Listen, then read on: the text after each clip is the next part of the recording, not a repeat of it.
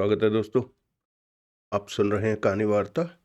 मैं हूं आप सबका दोस्त विक्रम। शुरू करते हैं गोरखा भाग 4। डिसूजा ऐसी तरफ से हुक डालकर बोट पर पहुंचा जहां पहरेदार बरसात की वजह से इधर उधर गए थे। मन में यह भी था कि इस तूफानी मौसम में भला कौन इधर आएगा। जहां डिसूजा पहुंचा वो खुली जगह 10 फीट चौड़ी थी। बरसात इतनी तेज हो गई थी कि समंदर धुंधला सा दिखाई दे रहा था। हर तरफ गहरा समंदर ही दिखाई दे रहा था। डिसूजा जल्दी से उस तरफ जहां दरवाजा नजर आ रहा था भागा। वो दरवाजा ऊपर से भीतर जाने का रास्ता था और इस वक्त वो बंद था। डिसूजा ने जेब में पड़ी गीली हो चुकी रिवॉल्वर टटोली और करीब पहुंचकर दरवाजे के हैंडल पर हाथ रखते हुए दरवाजे को धकेला। पल्ला खुलता चला गया। डिसूजा भीतर प्रवेश करने लगा कि ठिठका। जरा सा दरवाजा खुलते ही भीतर पास ही एक चेहरा देखकर वो चौंका। वो चेहरा भी चौंक कर बाहर की तरफ देख रहा था। शायद वो इधर का गनमैन था और बरसात से बचने के लिए भीतर चला गया था इससे पहले कि वो संभल पाता, ऊंची आवाज में अपने साथियों को सतर्क कर पाता। डिसूजा ने फुर्ती से हाथ भीतर किया, उसकी गर्दन थामी और बाहर खींचते हुए जोरों का झटका दिया। वो बॉल की तरह नीचे लुढ़कता चला गया। इससे पहले कि संभल पाता, डिसूजा पुनः उसके सिर पर था। डिसूजा ने एक के बाद एक 3 ठोकरें सिर पर मारी। छटपटाकर वो बेहोशी में डूबता चला गया। डिसूजा ने नीचे झुकते उसे खिलौने की तरह उठाया और रेलिंग के पास पहुंचकर खिलौने की तरह समंदर में उछाल दिया। तेज बरसात तेज बरसात के शोर में उसके समंदर में गिरने का शोर दब गया। डिसूजा के चेहरे पर कठोरता वापस आ गई। वो पुनः उस दरवाजे पर पहुंचा, भीतर प्रवेश किया और दरवाजा बंद होते ही भीतर दरवाजा बंद होते ही भीतर बरसात का शोर सुनाई देना कम हो गया था। सामने छोटा सा रास्ता जा रहा था जो कि कुछ आगे जाकर बड़े रास्ते से मिलता महसूस हो रहा था। बीच में मध्यम रोशनी का बल्ब रोशन था। इससे पहले कि डिसूजा उधर बढ़ता, वहां से कोई भीतर आया। बहुत तेज बरसात हो रही है। समंदर की बरसात तो वैसे भी तेज लगती है। डिसूजा खामोश सा खड़ा उसे देखता रहा। वो पास आया। हमारा यहीं खड़े रहना ठीक है। बरसात कम होगी तो बाहर खड़े हो जाएंगे। वैसे भी ज्यादा देर की बात नहीं है। पाटिल बता रहा था कि राधे साहब और तानली आधे घंटे तक यहां से चले जाएंगे। किधर है वो दोनों? डिसूजा ने शांत स्वर में पूछा। बोट के नीचे वाले कमरे, कहते कहते वो ठिठका। तुम्हारी आवाज? कौन हो तुम? डिसूजा ने हाथ आगे बढ़ाया और उसकी कमीज का कॉलर पकड़ लिया। तेरा साथी तो मर गया। खतरनाक भाव थे डिसूजा की आवाज में। साथी? जो यहां खड़ा था। तुम तुमने उसे मार दिया? उसके होठों से हैरानी और डर भरा स्वर निकला। समंदर में उसकी लाश पानी के साथ घूम रही होगी। तू अपने बारे में बता। भेजू तेरे को उसके पीछे? नहीं। कहाँ है राधे और तानली? बोट के नीचे वाले कमरे में। वो सूखे होठों पर जीभ फेर कर बोला। मुझे लगता है मैंने तुम्हें देखा है। जरूर देखा होगा, डिसूजा शब्दों को चबाकर बोला। मुझे राधे के पास जाना है और नहीं चाहता कि रास्ते में मुझे कोई रोके। कोई परेशानी आए, तुम साथ चलोगे तो कोई रोका टोकी नहीं करेगा। तुम डिसूजा तो नहीं? एकाएक उसके होठों से निकला। ठीक पहचाना, डिसूजा कड़वे स्वर में कह उठा। तुम यहां क्यों आए हो? राधे साहब से क्या चाहते हो? डिसूजा को पहचान कर वो घबरा उठा था। तुम्हारे इरादे मुझे ठीक नहीं लग रहे। कोई झंझट खड़ा मत करना। चले जाओ। यहां राधे साहब के बहुत आदमी हैं। अगर नजरों में आ गए तो वो तुम्हें खत्म कर देंगे। मैं यहां इसलिए नहीं आया था कि तेरी बात सुनकर वापस चला जाऊं, डिसूजा गुर्राया। गनमैन कुछ न कह सका। चल, राधे के पास ले चल मुझे। तुम्हारे साथ साथ मैं भी मरूंगा। ज्यादा मत बोल और रास्ते में गन को कंधे से हाथ में लेने की चेष्टा मत करना। उसने उस जरा सी रोशनी में डिसूजा को भरपूर नजरों से देखा। मुझे समझ नहीं आता तुम क्या सोचकर अकेले यहां तक आ पहुंचे। ज्यादा मत बोल। राधे तक लेकर राधे तक ले राधे तक लेकर चल मुझे, वरना। चलो। वो पलटते हुए क्या उठा। रास्ते में जहां तूने गड़बड़ की वहीं खत्म कर दूंगा, डिसूजा ने कहा और उसके साथ चल पड़ा। मुझे तो यही लगता है कि तुम बचकर नहीं निकल सकोगे। राधे साहब के बहुत आदमी हैं यहाँ। समंदर के बीच हैं हम। तुम्हारे नजर में आने की देर है कि मारे जाओगे। गनमैन ने धीमे स्वर में कहा। अगला दृश्य।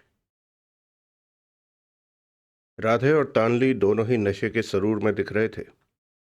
उनके गिलास खाली हुए पास ही पड़े थे। मैंने तुम्हारी सारी बात सुन ली है कि भविष्य में तुम किस तरह के काम मुझसे लेना चाहते हो। जवाब में मैं इतना ही कहूंगा कि काम तुम्हारी पसंद के और दौलत मेरी पसंद की। इन कामों के लिए चीन के पास दौलत की कोई कमी नहीं। फिर तो समझो राधे, चीन की राह हिंदुस्तान में आसान कर देगा। मुझे यकीन है कि हमारा संबंध बहुत ही मधुर और लंबा होगा। तानली मुस्कुराया। हर संबंध के पीछे मतलब और वजह होती है। हम दोनों के मतलब एक दूसरे से हल होते रहे तो हमारे संबंध हर हाल में मधुर ही रहेंगे। राधे के होंठों पर मीठी मुस्कान आ ठहरी थी। तानली ने उसका हाथ थमथमाया। काम तुम्हारे होते रहेंगे। 25 करोड़ की पहली किस्त उस पते पर पहुंचा देना जो तुम्हें बताया है। 10 दिन में पहली किस्त दिल्ली पहुंच जाएगी। अब तुम दिल्ली जाओगे? हाँ। वहां से मुझे इंडिया सीक्रेट की फाइल हासिल करनी है। मैं चाहूंगा कि तुम्हें सफलता मिले। धन्यवाद। मेरे एजेंट दिल्ली में इस बारे में काम कर रहे हैं। वहां मुझे ज्यादा मेहनत नहीं करनी पड़ेगी। राधे ने कलाई पर बंधी घड़ी देखी, फिर उठते हुए कह उठा। अब मैं चलूंगा। कल दुबई में मुझे किसी से मिलना है। श्योर। तानली उठते हुए बोला। मुझे अभी 3 बजे दिल्ली पहुंचकर अपने एजेंट से मिलना है। 10 दिन बाद 25 करोड़ पहुंच जाएगा। उसके बाद जल्द ही हम फोन पर बात करेंगे और पहला काम तुम्हें करने को कहूंगा। अवश्य। डिसूजा मुस्कुराया। तानली कुछ कहने लगा कि एकाएक खामोश हो गया। उसकी निगाह दरवाजे पर आ अटकी, जहां से डिसूजा ने भीतर प्रवेश किया था। उसके चेहरे के हाव भाव देखकर तानली को कुछ संदेह हुआ।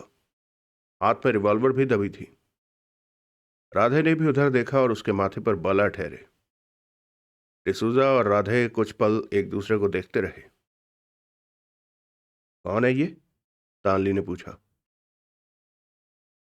अगर मैं गलती नहीं कर रहा तो ये डिसूजा है। वो अंडरवर्ल्ड की बहुत छोटी मछली, राधे ने होंठ सिकोड़ कर कहा। लेकिन मुझे हैरानी है कि ये मेरी बोट पर इस वक्त कैसे आ गया।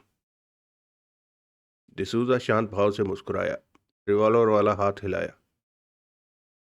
सुना है कि तुम तक पहुंचना बहुत कठिन है राधे, लेकिन मैं बहुत आसानी से तुम तक पहुंच गया।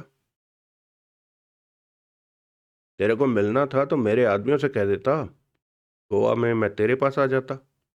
राधे मुस्कुराया। इतना कष्ट उठाकर यहां तक इस तरह आने की क्या जरूरत थी? क्यों आया, बता। डिसूजा ने तानली पर निगाह मारी। ये कौन है? चीनी लगता है।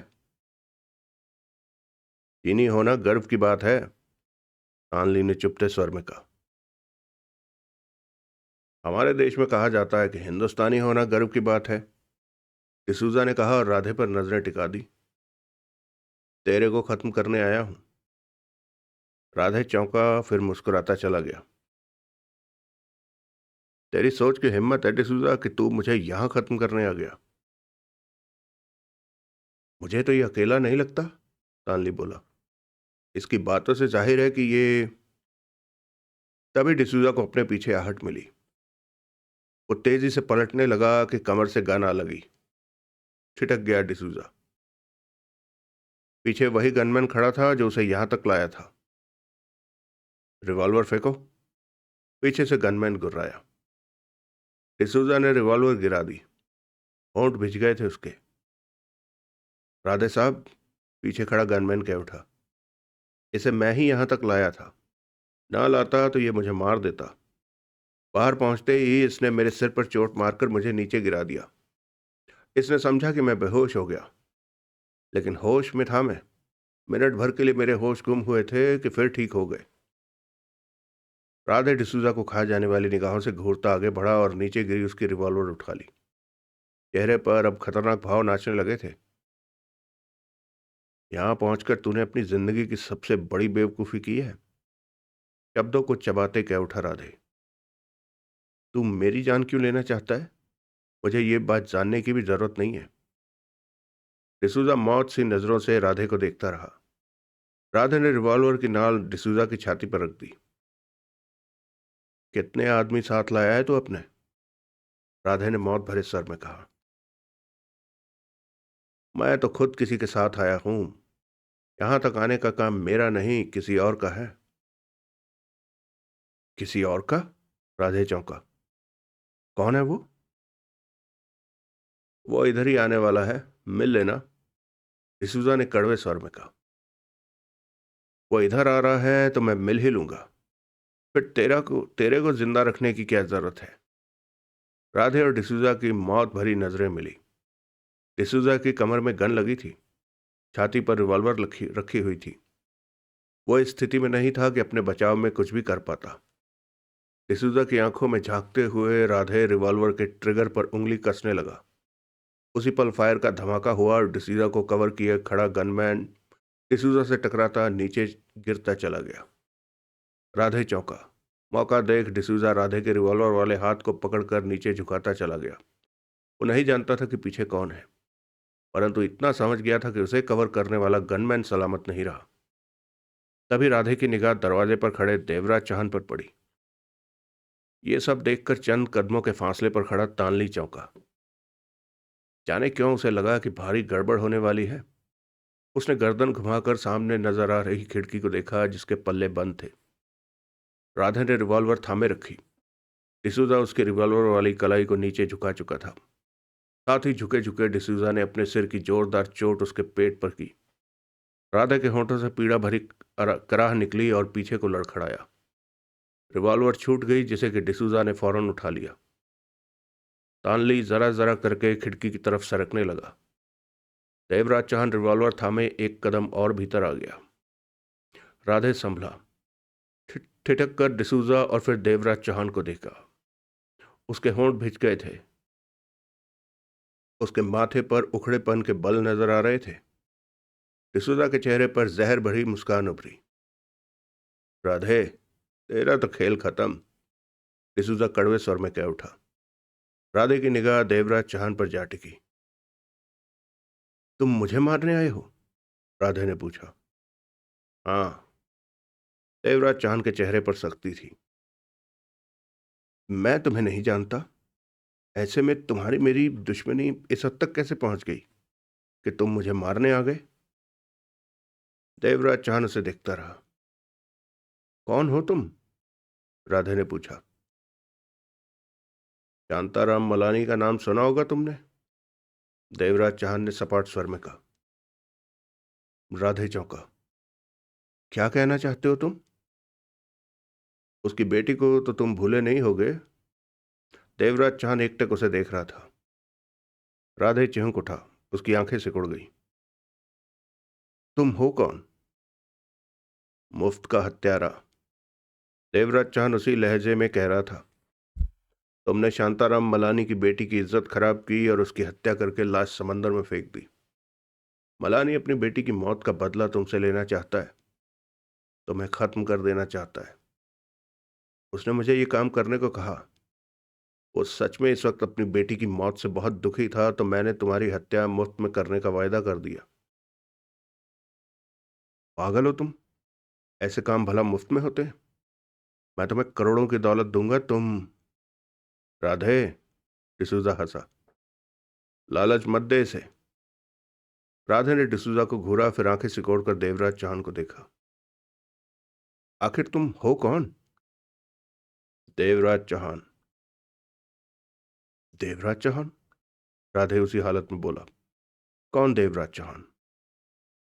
डकैती मास्टर देवराज चौहान। डिसूजा कह उठा। राधे की आंखें फैलती चली गई। क्या ये वो देवराज चौहान? उसी पल देवराज चौहान की उंगली ट्रिगर पर हिली। वहां कानों को फाड़ देने वाला धमाका हुआ। गोली राधे के ठीक दिल वाले हिस्से में जा घुसी। राधे का शरीर इस तरह कांपा जैसे शरीर को बिजली छू गई हो। फिर उसके घुटने मुड़ते चले गए। वो जैसे धीरे धीरे नीचे बैठ रहा हो, फिर एक तरफ लुढ़क गया। तभी बाहर दौड़ते कदमों की आवाज आई। उन्होंने गोलियों की आवाजें सुन ली हैं, डिसूजा चीखा। वो आ रहे हैं, वो बहुत हैं, हमें मार देंगे। उसी पल दौड़ते हुए गोरखा ने भीतर प्रवेश किया। उसके हाथ में गन थी। देवराज चौहान उस पर फायर करते करते रुक गया। डिसूजा को भी हाथ के इशारे करके गोली चलाने को मना कर दिया। तुम? डिसूजा के होठों से निकला। गोरखा की नजर नीचे पड़ी राधे की लाश पर जा टिकी। तानली कहाँ है? गोरखा गुर्रा उठा। तानली? डिसूजा की गर्दन फौरन घूमी। तानली उस कमरे में नहीं था और उधर वाली खिड़की खुली हुई थी। भाग गया। देवराज चौहान ने खिड़की की तरफ इशारा किया। एक गोली उसे नहीं मारी गई क्या? गन थामे चीखता गोरखा उस खिड़की की तरफ भागा। वो हमारा शिकार नहीं था, पीछे से देवराज चौहान ने कहा। तब तक गोरखा उस खिड़की से बाहर निकलता चला गया। ये कौन था? डिसूजा ने गोरखा को देखा। गोरखा, देवराज चौहान ने गंभीर स्वर में कहा। चीनी एजेंट तानली से इसकी पुरानी लगती है। हमें यहाँ से फौरन निकल चलना चाहिए। यहाँ मौजूद लोगों को पता चल गया कि राधे मारा जा चुका है तो वो हमें खत्म करने की भरपूर चेष्टा करेंगे, और मैं झगड़ा बढ़ाना नहीं चाहता। निकलो। देवराज चौहान खिड़की की तरफ दौड़ा। डिसूजा उसके पीछे। राधे की लाश कमरे के बीच में पड़ी थी। दोनों खिड़की से बाहर निकलते चले गए। सामने ही रेलिंग नजर आ रही थी। बाहर बरसात होने का शोर सुनाई दे रहा था। गोरखा और तानली भी कहीं न दिखे। दोनों रेलिंग के पास पहुंचकर ठिठके। बरसात उन्हें भिगोने लगी थी। हमारी बोट उस तरफ खड़ी है। डिसूजा ने बरसात की फुहारों से बंद होती आंखों से एक तरफ देखकर कहा। आओ। देवराज चौहान ने रिवॉल्वर जेब में डाली और रेलिंग पर हाथ रखे कूदा और समंदर के पानी से टकराते ही पानी में धंसता गुम हो गया। बरसात के शोर में कूदने का शोर सुनाई न दिया। डिसूजा भी समंदर में कूद गया। अगला दृश्य। मुंबई। 3 दिन बाद गोरखा का फोन देवराज चौहान को आया। मुझे तुम्हारी चिंता हो रही थी कि क्या तुम वहां से बचाए हो, गोरखा ने कहा। चिंता हो रही थी?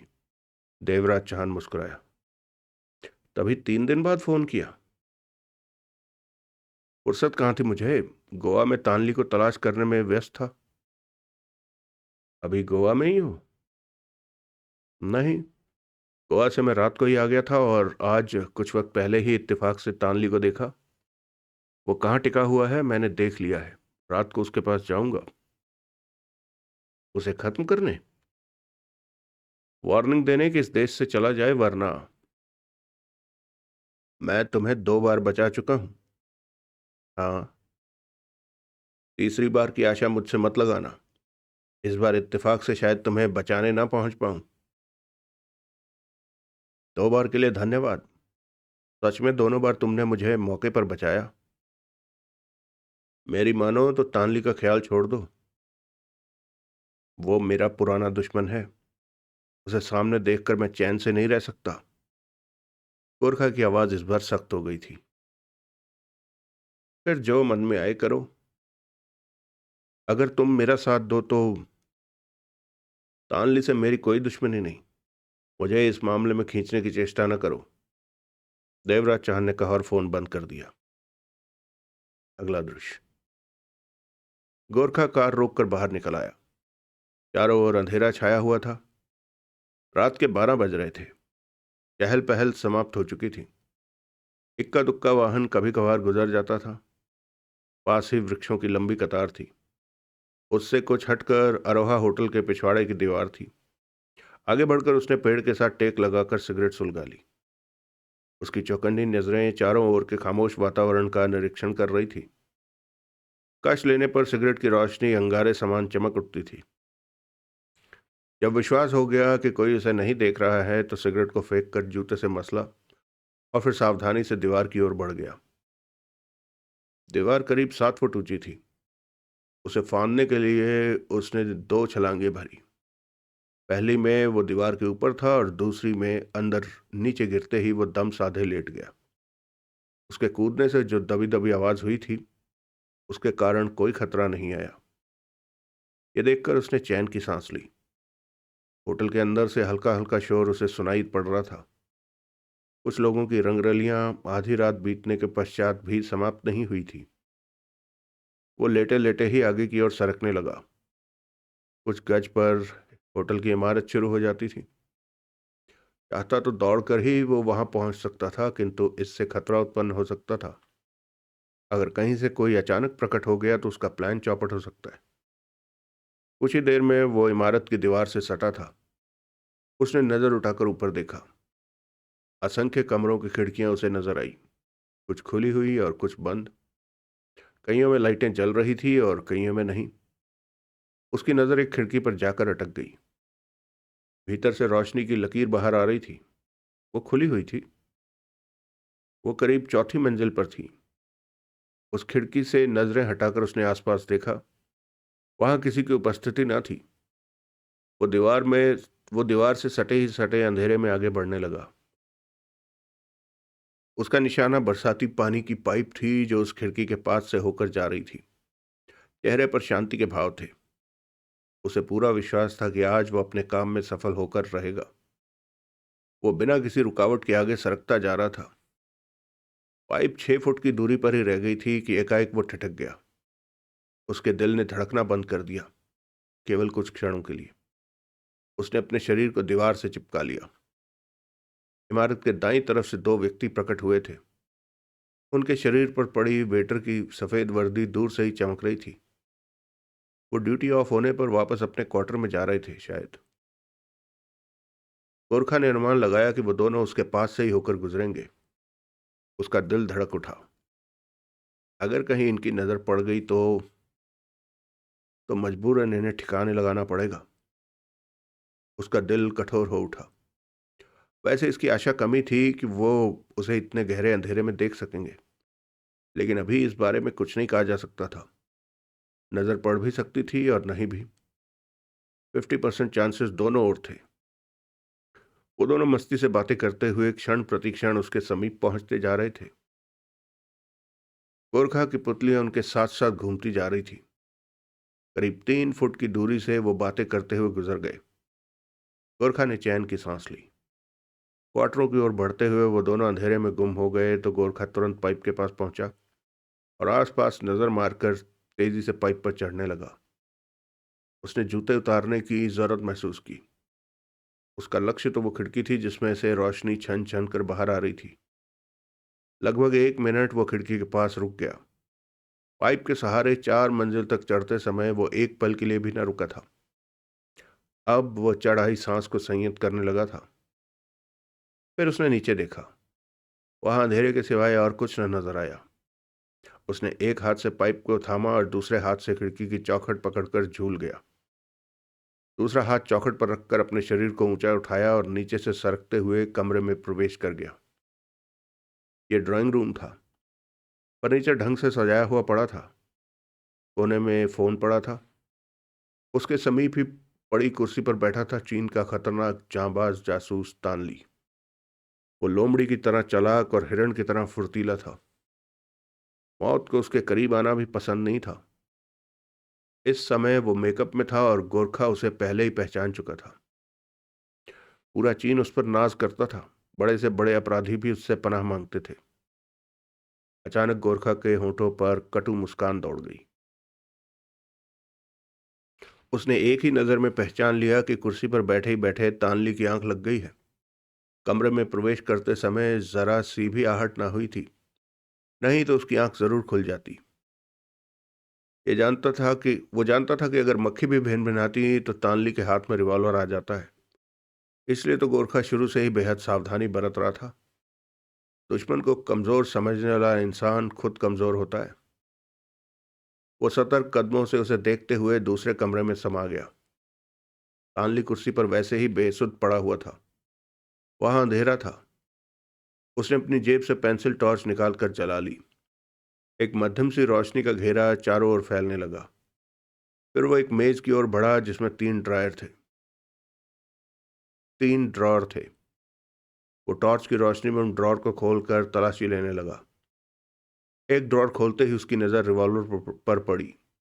उसका जर्मन मॉडल। उसने उठाकर उसका चैम्बर खोला। पूरे 6 राउंड खानों में फिट थे। उसने उसे वापस रखकर ड्रॉर बंद कर दिया। फिर उसने नीचे वाला ड्रॉर खोला। कुछ कागज वगैरह पड़े थे। उनमें कोई खास कागज न था। उसे बंद करके उसने तीसरा और आखिरी ड्रॉर खोला। उसमें एक पेन और एक डायरी के साइज की छोटी सी लाल रंग की फाइल पड़ी थी। उसने धीरे से निकाला उसने उसे धीरे से निकाला और मेज पर रखकर टॉर्च की रोशनी में उसका अध्ययन करने लगा। वो चीनी भाषा में लिखी हुई थी। उन शब्दों को न समझ सका। वो चीनी भाषा के कोडवर्ड थे। करीब 1 मिनट बाद उसने सर खपाना छोड़ दिया। उसके पास ज्यादा समय नहीं था। उसका ध्येय सिर्फ इतना ही था कि वो ये जानता था कि तानली की उपस्थिति यहाँ क्या रंग ला रही है। वो हिंदुस्तान क्या करने आया है। गोवा से वापस आने के अगले ही दिन उसकी नज़र तानली पर पड़ी थी। वो उसका पीछा करते करते यहाँ तक आ गया था। फिर रात को आने की सोचकर वापस चल दिया। तानली से उसकी कई बार मुठभेड़ हो चुकी थी। खूनी लड़ाई जिसने बड़ों बड़ों के दिल दहला दिए थे। वो जानता था कि तानली लड़ाई का हर पैंतरा जानता है, किंतु वो ये भी जानता था कि तानली बिना मकसद के चीन से बाहर नहीं जाता। और अब वो चीन छोड़कर भारत आया है तो निस्संदेह कोई ऐसा काम होगा जिसे वो खुद ही करना चाहता होगा। वो डायरी बंद करके जेब में डालने ही वाला था कि पीछे से कड़कती आवाज उसके कानों में पड़ी। Hands up. उसके हाथ रुक गए। वो पहचान गया कि ये चीन के खतरनाक जासूस तानली की आवाज है। उसके एक हाथ में फाइल और दूसरे हाथ में टॉर्च थी। हाथ ऊपर करके पीछे मुड़ो और मुड़ने से पहले डायरी को वापस ड्रॉर में रख दो। तानली का स्वर हद से ज्यादा कठोर था। उसकी नजरें गोरखा की पीठ पर जमी थी। वो अभी तक उसको पहचान न पाया था। अगर पहचान जाता तो कठोर स्वर में न बोलता। गोरखा ने होंठ सिकोड़े और डायरी को ड्रॉर में फेंका और जूते से ड्रॉर बंद कर दिया। अब उसके हाथ में सिर्फ टॉर्च थी। टॉर्च की रोशनी से कमरा मध्यम रोशन था। अब पीछे मुड़ो। गोरखा ने आंख बचाई और तुरंत पलटा। तानली ज्यादा करीब नहीं था। टॉर्च की रोशनी सीधी उसकी आंखों से टकराई। सिर्फ एक क्षण के लिए उसने अपनी आंखों पर हाथ रखा। यही एक क्षण गोरखा के लिए फायदेमंद था। उसने हाथ में पकड़ी टॉर्च को तानली के उस हाथ पर मारा जो उसके चेहरे पर रखा हुआ था। अप्रत्याशित हमले से तानली बौखला उठा। वो समझ गया कि दुश्मन मजा हुआ है। उसके साथ ही गोरखा ने अपनी लात घुमा दी। निशाना हाथ में पकड़े रिवॉल्वर पर था। हाथ पर चोट लगते ही तानली बिलबिला उठा। रिवॉल्वर छिटक कर दूर जा गिरा और अंधेरे में खो गया। टॉर्च फर्श पर पड़ी जल रही थी। उसकी रोशनी फर्श को चूमती हुई एक तरफ दीवार पर पड़ रही थी। वो रोशनी किसी की भी उपस्थिति का एहसास न दिला रही थी। तानली की छठी इंद्री फड़क उठी। उसने तुरंत अंधेरे में छलांग लगा दी। कमरे में निस्तब्धता छाई रही। उसे किसी प्रकार की भी आहट न मिली। कुछ पल वो वैसे ही पड़ा रहा। जब उसकी आंखें अंधेरे में देखने में अभ्यस्त हो गई तो उसने सावधानी से अपनी गर्दन उठाई और तुरंत नीचे कर ली। कोई फायर नहीं हुआ। कोई खतरा नहीं आया। वो समझ गया कि दुश्मन अत्यंत सतर्क है। वो उसे किसी भी प्रकार का मौका नहीं देना चाहता था। फर्श से सटे ही सटे आंखों की पुतलियां घुमाने लगा। उसे किसी इंसान के शरीर का आभास न मिला। कुछ पल और वो शांत पड़ा रहा। कोई आहट नहीं, कोई हलचल नहीं। उसने अपनी गर्दन को तनिक क्या ऊपर उठाया। कमरा शांत था। हलचल ना होते देखकर वो धीरे धीरे उठ खड़ा हुआ और अत्यंत सावधान था। अगर जरा सी भी आहट होती तो उसका शरीर तुरंत हवा में कलाबाजी खा जाता। लेकिन ऐसी कोई हरकत ना हुई। उसके हाथ खाली थे। रिवॉल्वर अंधेरे में पहले ही छुप चुकी थी। धीरे धीरे वो आगे बढ़ा। कोई नजर नहीं आया। वो कमरे में घूमने लगा। वहां सिर्फ उसके कदमों की धीमी धीमी आहट ही गूंज रही थी। कमरे में ऐसी कोई जगह नहीं थी जो उसकी ओट में कोई छिप जाता। सिर्फ वो मेज ही थी और मेज के पीछे कोई नहीं था। इसका निरीक्षण उसने एक ही नज़र में कर लिया था। फिर धीरे धीरे उसकी हरकतों में तेजी आ गई। वो चारों ओर तेजी से घूमने लगा, किंतु वहां उसे सिर्फ अपनी ही उपस्थिति मिली और कोई नहीं था। फिर वो कौन था जिसने उस पर आक्रमण किया, और वो कहाँ भाग गया? तानली तेजी से आगे बढ़ा। ड्रॉर खोलकर देखा। डायरी वहां मौजूद थी। यह देखकर उसे कुछ तसल्ली हुई। उसने अपने दांत पर दांत जमा लिए थे। ड्रॉर बंद कर दिया। कोई उस पर आक्रमण करके फरार हो जाता है। आज तक तो ऐसा नहीं हुआ था। ये उसकी ही लापरवाही का अंजाम था कि बैठे बैठे आंख लग गई। अगर वो सावधान होता तो कभी ऐसा ना हुआ होता। वो खुद पर ही झल्ला उठा। उसकी नज़र टॉर्च पर पड़ी। वो टॉर्च उठाने के लिए आगे बढ़ा, तभी उसकी नज़र टॉर्च की रोशनी में पड़े अपने रिवॉल्वर पर पड़ गई। टॉर्च बंद करके उसने मेज पर रख दी और रिवॉल्वर उठाकर जेब में रख ली। फिर वो दूसरे कमरे की ओर बढ़ा, किंतु दरवाजे के पास पहुंचकर ठिठक गया। उसके नथनों से सिगरेट का धुआं टकराया। वो सतर्क हो उठा। रिवॉल्वर जेब से निकालकर हाथ में ले ली और फर्श पर लेटकर निशब्द सरकता हुआ आगे बढ़ने लगा। एक हाथ में रिवॉल्वर पकड़ा था। उसकी उंगली ट्रिगर पर थी कि किसी भी समय आग उगलने को तैयार। इस काम में वो कोहनियों का सहारा ले रहा था। वो कमरे में प्रवेश कर गया। उसकी नजरें चारों ओर घूमने लगी। सतर्क था वो। अचानक उसकी नजर सोफे पर जाकर रुक गई। वहां से धुएं के छल्ले उभर रहे थे। ऊंची हवा में जाकर वो टूट जाते थे। इतना गहरा कौन हो सकता है? किसमें इतनी हिम्मत आ गई कि एक कमरे में उस पर हमला करके और दूसरे कमरे में आराम से सिगरेट पिए?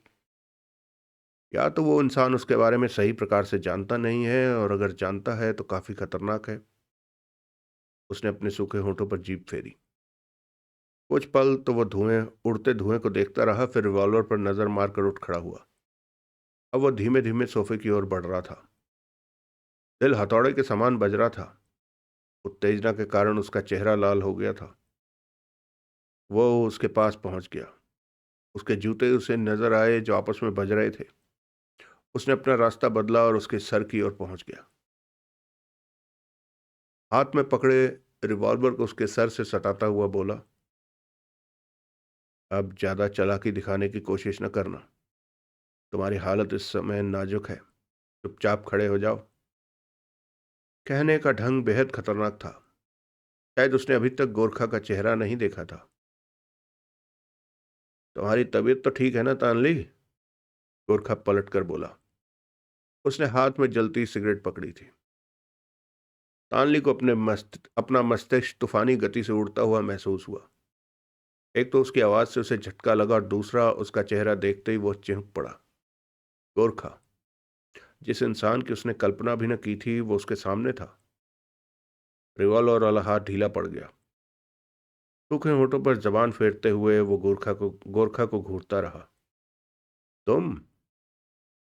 हाँ, मैं। उठते हुए गोरखा ने कश लिया।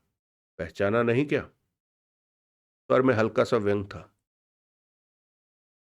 पक्का पहचाना? अच्छा हुआ पहचान लिया, नहीं तो मुझे बीती बातें याद करानी पड़ती। वो ठंडे स्वर में बोला। स्वर में कटाक्ष महसूस करके वो मन ही मन तिलमिला उठा। यहां क्या करने आए हो? उसने अपने होंठ भींच लिए। तुमसे मिलने आया था तानली। तुम्हें आराम करते देखा तो सोचा मैं भी थोड़ा टहल लूं। गोरखा लापरवाही से बोला। ढंग तो मिलने का काफी अच्छा है, उसने सिर हिलाते हुए कहा। शरीफ इंसान से शरीफ इंसान इसी प्रकार मिलते हैं। वो व्यंग से बोला। क्यों, ठीक है ना? मैं तुम्हारे यहाँ आने का कारण जानना चाहता हूँ। की बात को नजरअंदाज करते हुए तानली बोला। कहा ना, मिलने आया था। अब मैं मिल गया हूँ, तुम जा सकते हो।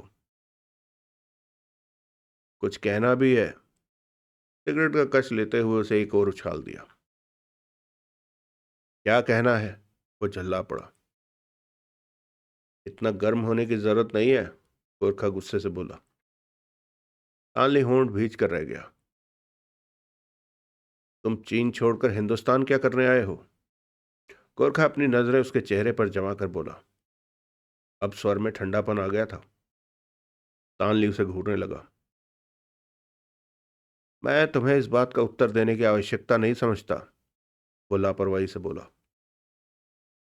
और गोरखा वही पूछता है जिसे जानने की आवश्यकता होती है, गोरखा जहरीले स्वर में बोला। समझदार आदमी दूसरों की बातों में अपनी टांग नहीं अड़ाया करते। बेहतर होगा कि अगर तुम इस मामले में ना कूदो। तानली ने रिवॉल्वर जेब में रखकर सिगरेट सुलगा ली।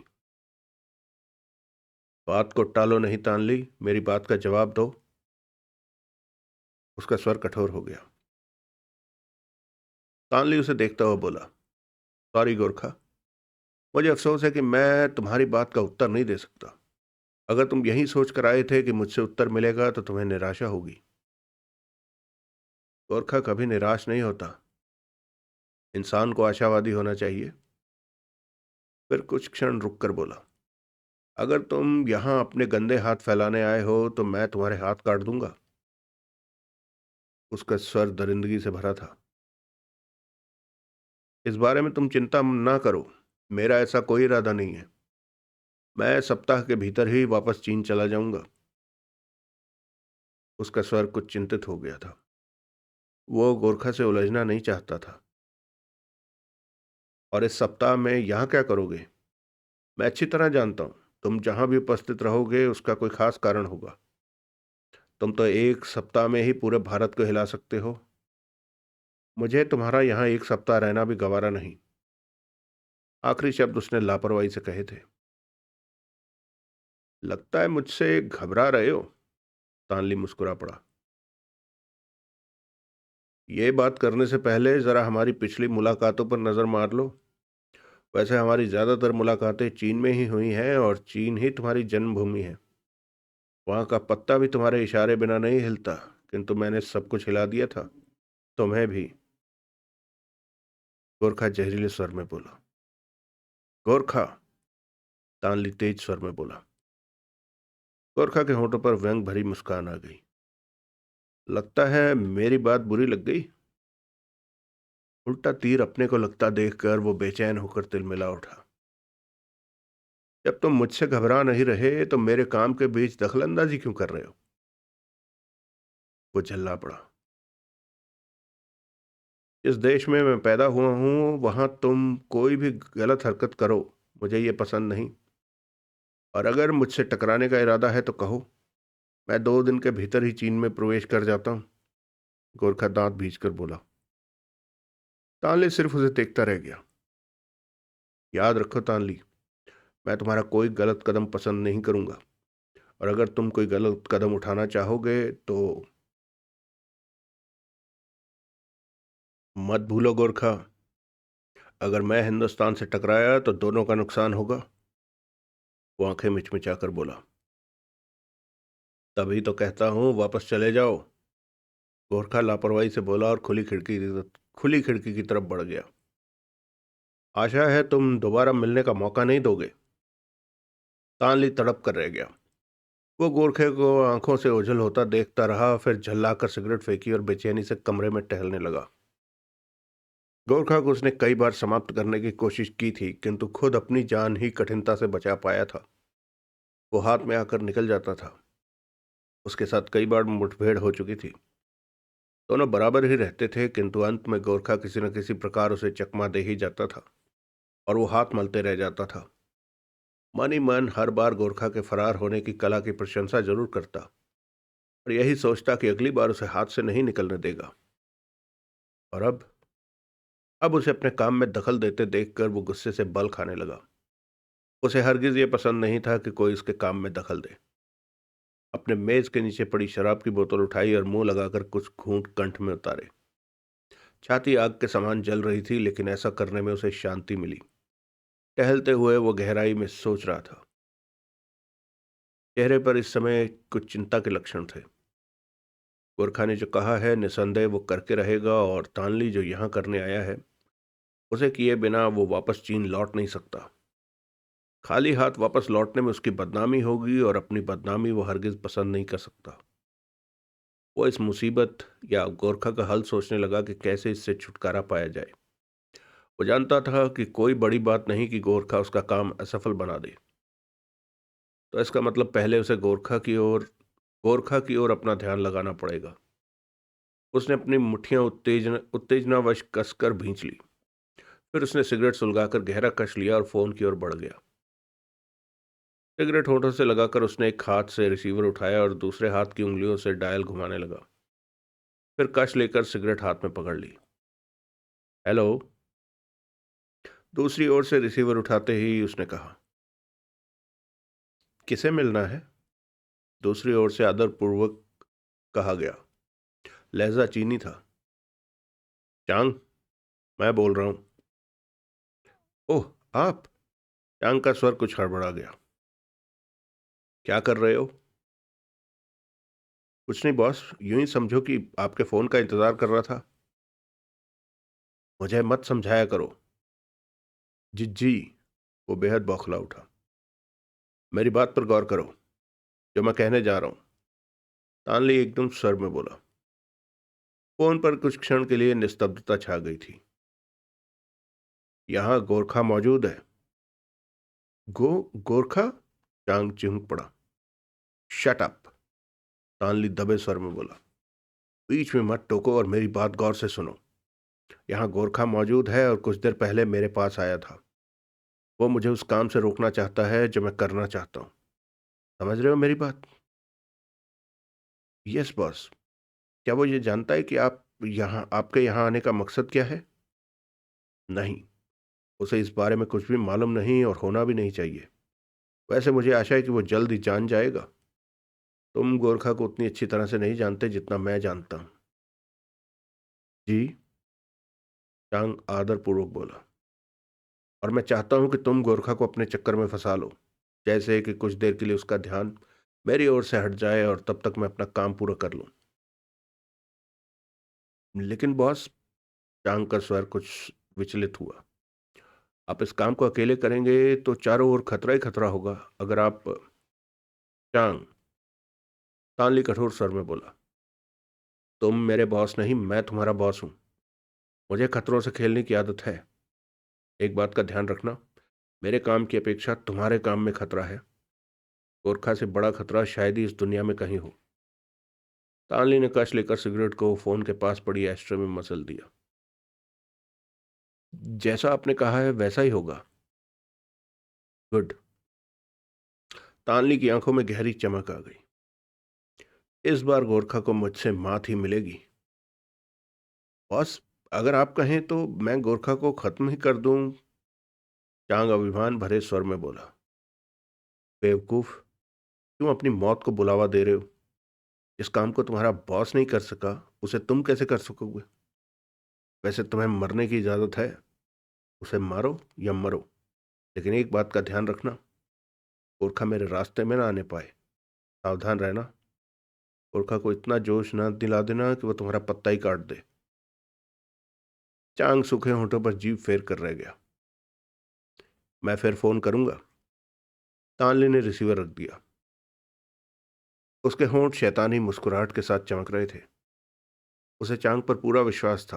वो जानता था कि गोरखा अब कुछ देर के लिए उसके चक्कर में फंस जाएगा, और उतनी ही देर में वो अपना काम करके निकल जाएगा।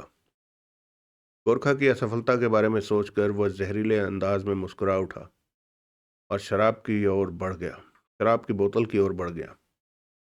आज वह जी भरकर पी लेना चाहता था। राधे की मौत का उसे अफसोस हुआ था, क्योंकि उससे तानली ने काफी काम लेना था। परंतु राधे का खेल शुरू होने से पहले ही खत्म हो गया था। अगला दृश्य। 2 दिन बाद। धाएं। फायर हुआ।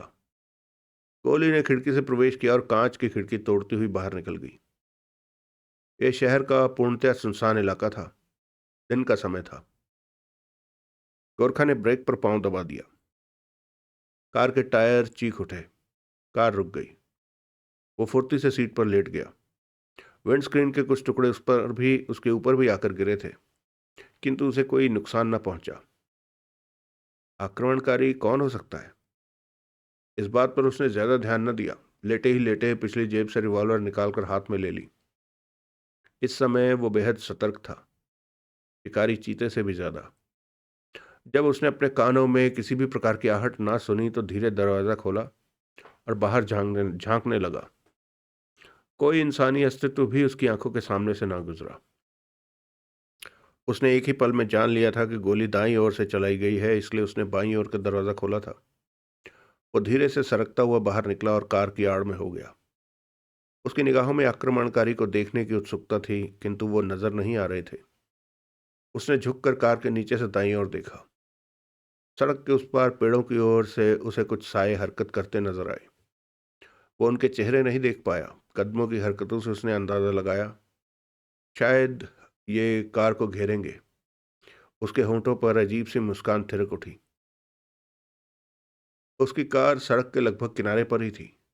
वो कार की ही ओट में दबे पांव भागा और कुछ ही दूरी पर बने पेड़ की ओट में छुप गया। कुछ क्षण तक छिपा रहा। कोई आहट हलचल न उभरी। उसने गहरी सांस ली, फिर हाथ में पकड़े रिवॉल्वर को देखा।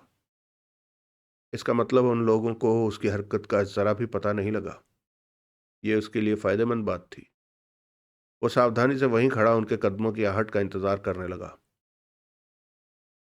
2 दिन की मेहनत के पश्चात चांग ने गोरखा का पता लगा लिया था।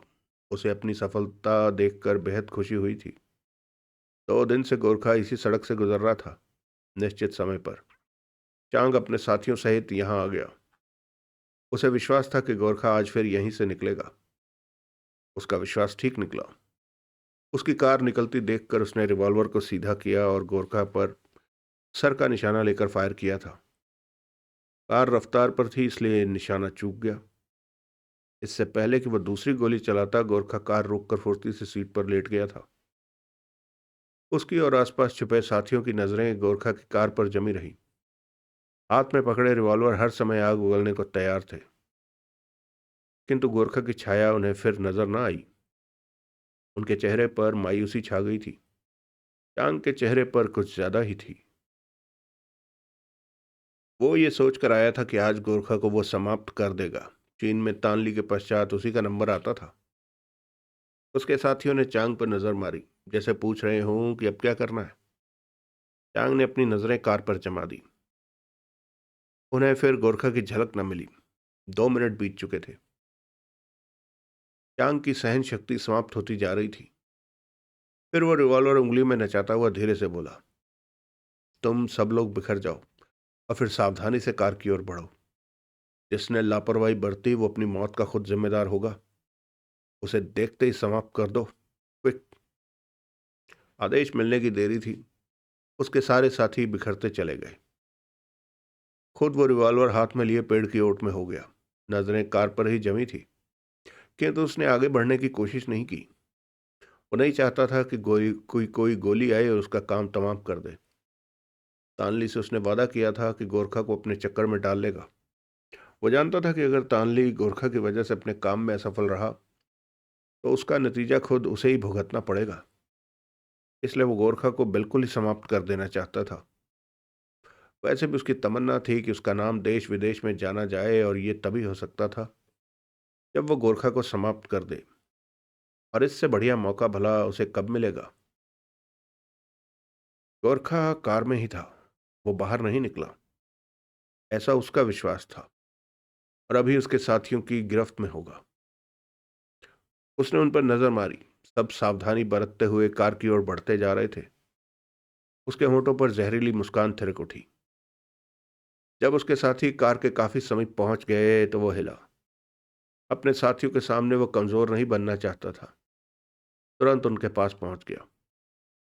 कार को चारों ओर से घेरा डाल दिया। अंदर झांकते ही उनके मुखों से आश्चर्य की चीखें निकल गई। ये सब आगे वाली खाली सीट को देखने के पश्चात हुआ था। वो सब बौखला उठे। चांग तुरंत कार के समीप पहुंचा। वो बार बार अपने सूखे होंठों पर जीभ फेरता हुआ खाली सीट को निहार रहा था। उसे अभी भी विश्वास नहीं आ रहा था। गोरखा को निकलते हुए किसी ने भी नहीं देखा था। फिर वो गया कहाँ? वो खुद आश्चर्य के सागर में गोते लगा रहा था। उसके साथी कभी उसको देखते, कभी खाली सीट को। अगर साथियों के सामने वो बौखला जाता तो वो सब मन ही मन उसे कमजोर कहेंगे। ये सोचकर उसने तुरंत ही अपने आप को संयत कर लिया। अचानक न जाने क्या ख्याल उसके मन में आया। तुरंत झुककर कार के नीचे देखा। देखने का ढंग ऐसा था जैसे नीचे गोरखा छुपा हुआ हो, किंतु वहां कोई नहीं था। वो चक्कर काटते हुए कार के आसपास देखने लगा। इतना तो वो समझ ही चुका था कि गोरखा कार से फरार हो चुका है, किंतु कैसे, किस ओर, वो ना समझ सका। एकाएक वो ठिठक पड़ा। उसकी नजरें जरा से खुले उस दरवाजे पर पड़ गई। वो चौंक पड़ा। उसकी आंखें सिकुड़ गई। वो पलटकर जंगल की ओर देखने लगा। गोरखा के फरार होने का रास्ता उसकी समझ में आ गया था। वो अभी ज्यादा दूर नहीं गया होगा। यही सोचकर वो गुस्से भरे स्वर में चीखा, तुम सब इधर जाओ। वो फरार हो चुका है, ज्यादा दूर नहीं गया होगा। देखते ही गोली मार दो। उसके कहने की देर थी कि सब उसी ओर भागे। चांग हाथ में रिवॉल्वर पकड़े उन्हें जाते देखता रहा। गोरखा के होंठों पर अजीब सी मुस्कान थिरक उठी। वो उनके सबसे नजदीक के पेड़ के पीछे छुपा हुआ था। ये बात तो वो लोग सोच भी नहीं सकते थे। चांग के बोलने के चांग के बोलने के ढंग से उसने अनुमान लगा लिया था कि वो चीनी है। पिछले 2 दिनों से वो कुछ कुछ चीनियों को अपने आसपास महसूस तो कर रहा था, किंतु उसने इस बारे में ज्यादा ध्यान नहीं दिया था। चीनियों को अपने पीछे पाकर वो 2 दिन से यहीं से गुजर रहा था। ये सब मामला तानली का फैलाया हुआ है, इसका उसे पूरा विश्वास हो गया था। उसे रोज इसी सुनसान सड़क से गुजरता पाकर वो उस पर जरूर आक्रमण करेंगे, और उसका विश्वास सही निकला। तानली की चालाकी पर वो मन ही मन मुस्कुरा पड़ा। वो उसका ध्यान अपनी ओर से हटाना चाहता था। जब उसके साथी दूर चले गए तो गोरखा ने झांक कर देखा। चांग हाथ में रिवॉल्वर लिए बेचैनी से कार के पास खड़ा है। गोरखा ने उसे एक ही नज़र में पहचान लिया। यह भी तानली की तरह चीन का खतरनाक एजेंट था। तो तानली कोई मोटी खिचड़ी पका रहा है।